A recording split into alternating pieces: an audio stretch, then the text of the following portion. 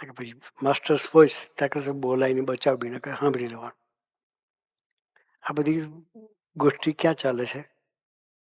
બાથરૂમમાં.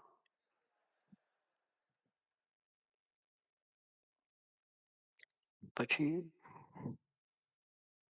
બાપા બીજો પ્રશ્ન પૂછ્યો કે ગુરુ તમે સ્ટેશન પર આવ્યા, તમે બધા આવવા દે કે તમે બધાને આવવા દઈએ એમનેમ કે? તો બાપા કે ના સ્વામીજી કે. સ્વામીજી કે ના બાપા કે બધાની પ્લેટફોર્મ ટિકિટ લેવી પડે કે. પ્લેટફોર્મ ટિકિટ લઈએ તો આપણને આવવા દે કે. સ્વામી કે હું કોઈ દિવસ કોઈના હાથમાં ના આવું કે. પહેલેથી સિદ્ધાંતથી જીવનારો માણસ.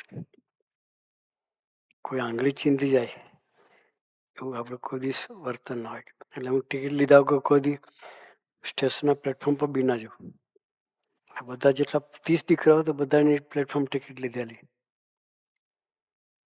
સ્વામી કે ગાંધીજીના બહુ પુસ્તકો વાંચેલા, એટલે સાત્વિક વિચારથી જીવતા હતા કે જે કંઈ કરીએ એ વ્યવસ્થિત કરવાનું, કોઈની આંખે ચડવાનું નહીં.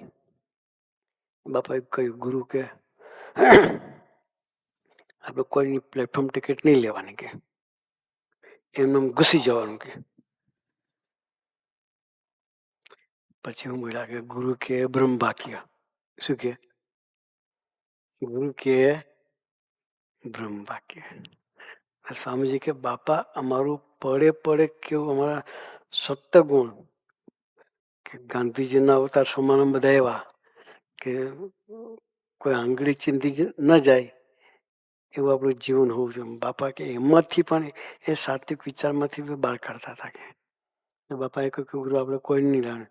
પછી કે એટલે ઠાકોરજીની સેવા થાય ને કે શું કે આ પ્લેટફોર્મ ટિકિટ એક 10 પૈસાની આવતી છે. આથી 70 વર્ષ પહેલાની વાત છે. કઈ સાલમાં? તે 55ની સાલ. 10 પૈસાની માન હશે. પણ એ 10 પૈસા પણ ઠાકોરજીના બચાવ્યા. કે મેન તો મારો સત્વગુણ કાઢવા માટે બાપા પ્રયત્ન કરતા હતા.